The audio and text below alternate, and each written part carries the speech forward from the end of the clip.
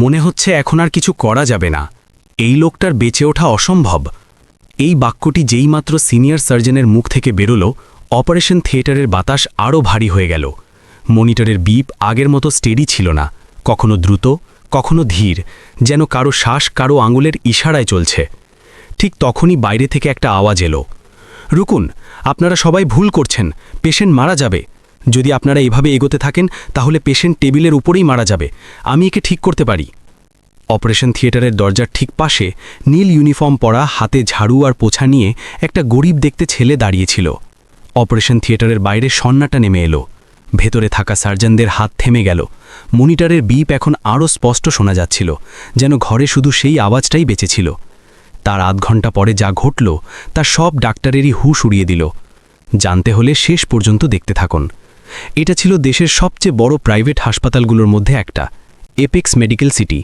এখানে ভিভিআইপিদের চিকিৎসা হতো, কোটি কোটি টাকার মালিকদের সার্জারি, বিদেশ থেকে ফেরত আসা এনআরআই পেশেন্ট, মন্ত্রী, সেলিব্রিটি, সবার শেষ ভরসা এই জায়গাটাই হয়ে উঠেছিল। একই কাঁচের দেয়াল, একই ঝকঝকে আলো, একই দামি মেশিন, সব মিলে একটা জিনিসের প্রতিশ্রুতি দিত, এখানে জীবন সস্তা নয় কিন্তু অমূল্য। আর আজ অপারেশন টেবিলে শুয়েছিল অরবিন্দ মালহোত্রা, কোটি কোটি টাকার কোম্পানির মালিক, যার ছবি খবরের কাগজের বিজনেস পাতায় ছাপা হতো, টিভি চ্যানেলে যার ইন্টারভিউ আসত, বোর্ডরুমে যার একটা হ্যাঁ বা না হাজারো মানুষের চাকরি নির্ধারণ করত, যে নিজের দমে একটা সাম্রাজ্য গড়ে তুলেছিল।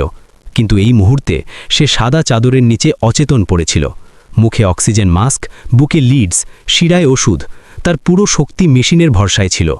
তার ক্যান্সার ধরা পড়েছিল, ডাক্তাররা সাফ বলেছিল চিকিৎসা সম্ভব, কিন্তু ঝুঁকি 50-50, হয় আজ সার্জারি, নয়তো কয়েক মাসের মধ্যে মৃত্যু নিশ্চিত। পরিবারের সামনে সব রিপোর্ট রেখে ডাক্তাররা 3টে শব্দ বলেছিল, আপনাদের সিদ্ধান্ত নিতে হবে। আর শেষমেশ অরবিন্দ নিজেই বলেছিল, সার্জারি করো, বাঁচতে হলে পুরো চেষ্টা করতে হবে। সার্জারি শুরু হয়ে গিয়েছিল। প্রথম 2 ঘন্টা সব কিছু প্ল্যান মতো চলছিল। স্ক্যানে যে টিউমার দেখা গিয়েছিল ঠিক সেই জায়গাতেই ছিল।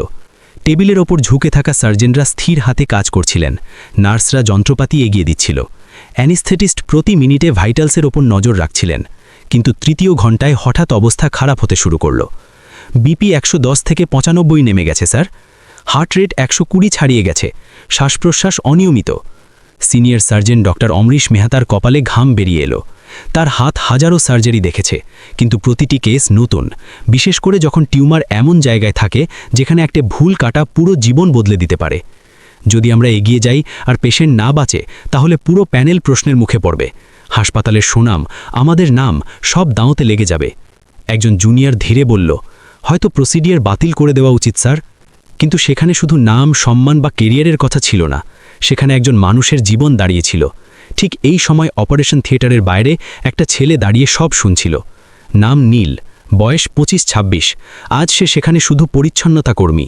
নীল ইউনিফর্ম, পায়ে সাধারণ চপ্পল, হাতে পোছা। কেউ দেখে বলবে না যে এই ছেলে অপারেশন সম্পর্কে কিছু বোঝে, কিন্তু তার গল্প এত ছোট নয়। নীল একসময় ডাক্তার হতে চেয়েছিল, খুব তীক্ষ্ণ বুদ্ধি, স্কুলের সবসময় টপার।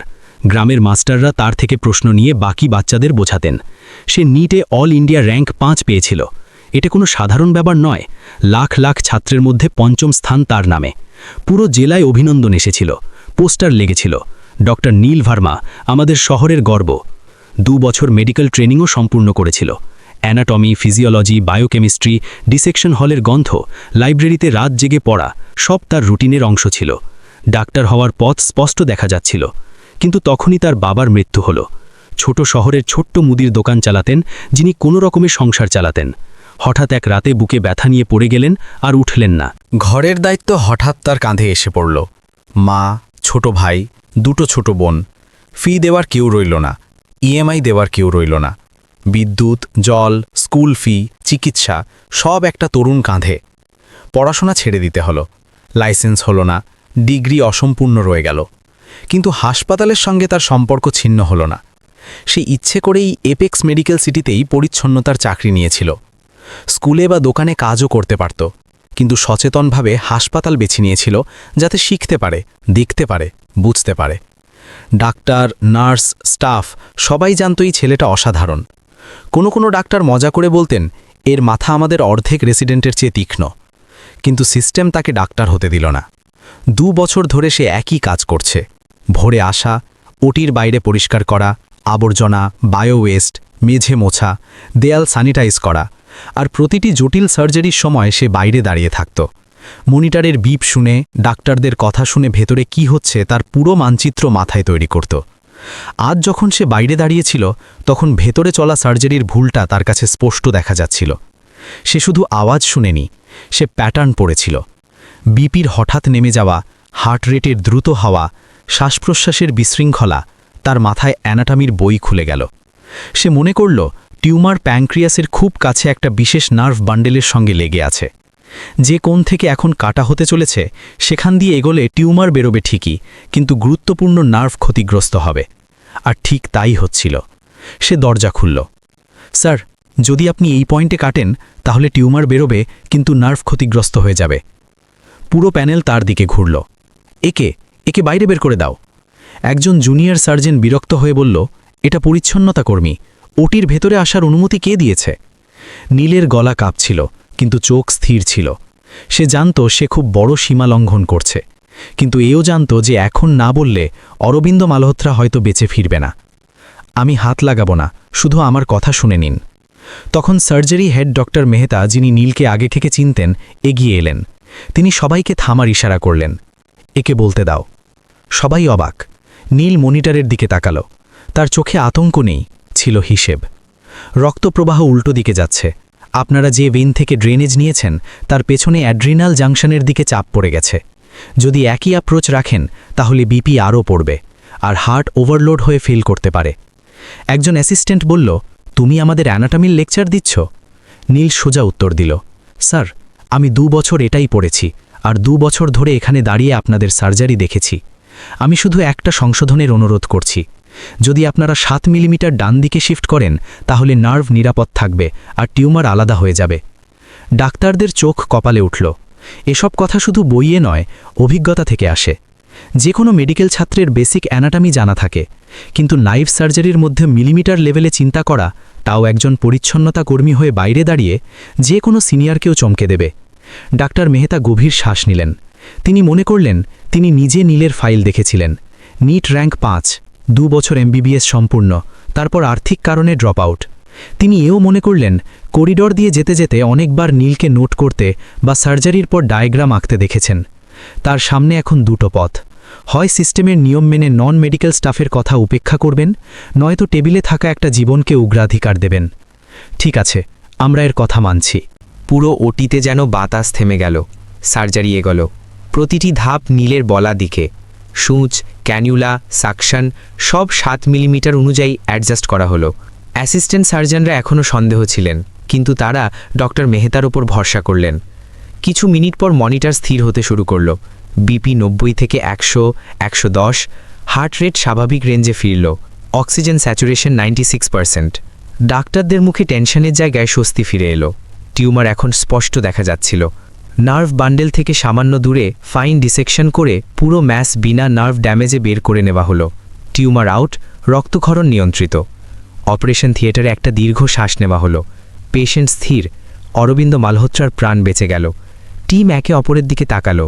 কেউ কিছু বলল না, কিন্তু সবার চোখে একই কথা, যে ঝুঁকি নেওয়া হয়েছিল তা ঠিক ছিল। নার্সরা মাস্কের আড়ালে হালকা হাসলেন। ভেতরে কেউ হাততালি দিতে পারে না, কিন্তু মনে মনে সবাই দিল। নীল চুপচাপ বাইরে বেরিয়ে গেল। সে না হিরো হতে চেয়েছিল, না ক্রেডিট নিতে চেয়েছিল। তার জন্য এইটুকুই যথেষ্ট ছিল যে সে যে ভুল দেখছিল তা সময় মতো থামাতে পেরেছে। কয়েক ঘন্টা পর যখন অরবিন্দের জ্ঞান ফিরল, আইসিইউর ম্লান আলোয় সে প্রথমে সিলিং দেখল, তারপর পাতা নাড়িয়ে ধীর গলায় জিজ্ঞাসা করল, ডাক্তার, আমি বেঁচে গেছি? ডক্টর মেহতা হেসে বললেন, হ্যাঁ, আপনি বেঁচে গেছেন, আর টিউমারও বের করে ফেলা হয়েছে। কিন্তু তিনি থেমে বললেন, এক অদেখা হিরোর কারণে। কয়েকদিন পর যখন অরবিন্দ রিকভারি রুমে স্থানান্তরিত হল, সে জোর করে বলল, আমি সেই লোকটার সঙ্গে দেখা করতে চাই যে আমার প্রাণ বাঁচিয়েছে। নীলকে ভেতরে ডাকা হলো। সে দরজায় দাঁড়িয়ে থেমে গেল। সেই ঘরে সে প্রথমবার এসেছে, যেখানে প্রতিটি জিনিস দামি। চামড়ার sofa, automatic blinds, private TV, তাজা ফুল। কিন্তু তার পোশাক একই, নীল। তার নামের ছোট ট্যাগ, নীল হাউসকিপিং। অরবিন্দ তার দিকে তাকালো। তুমি ডাক্তার? নীল মাথা নিচু করল। না স্যার, আমি শুধু পরিষ্কার করি।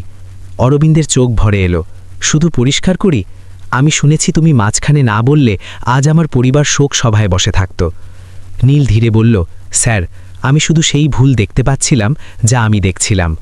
আপনি জীবনে অনেক সিদ্ধান্ত নিয়েছেন, আমি শুধু একটা সিদ্ধান্ত নিয়েছিলাম, বাকি কাজ ডাক্তাররা করেছেন। অরবিন্দ তার হাত ধরে ফেলল। তুমি আজ থেকে তুমি আমার কাছে শুধু পরিচ্ছন্নতা কর্মী নও, তুমি সেই মানুষ যার জন্য আমি আমার নাতিকে বড় হতে দেখতে পাব। কিন্তু নিয়মের কারণে নীলের নাম কোথাও রেকর্ড হলো না।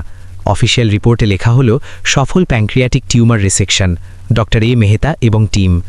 মিডিয়ায় ডাক্তারদের নাম এলো, হাসপাতালের ব্র্যান্ডিং বাড়ল, কিন্তু কোনো ফাইলে লেখা রইল না যে মাঝ সার্জারিতে একজন পরিচ্ছন্নতা কর্মী গুরুত্বপূর্ণ পরামর্শ দিয়েছিল।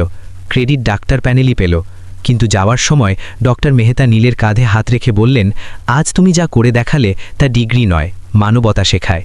তোমার কাছে লাইসেন্স নেই, কিন্তু দায়িত্ববোধ আছে, জ্ঞান আছে, আর সবচেয়ে বড়, কাউকে বাঁচানোর জুনুন আছে। অরবিন্দ ডিসচার্জের দিন হাসপাতাল প্রশাসনকে বলল, ওই ছেলেটার ভবিষ্যৎ আমার দায়িত্ব। তার নামে স্কলারশিপ তৈরি হলো। নীল আবার মেডিকেল কলেজে ভর্তির পথ পেল।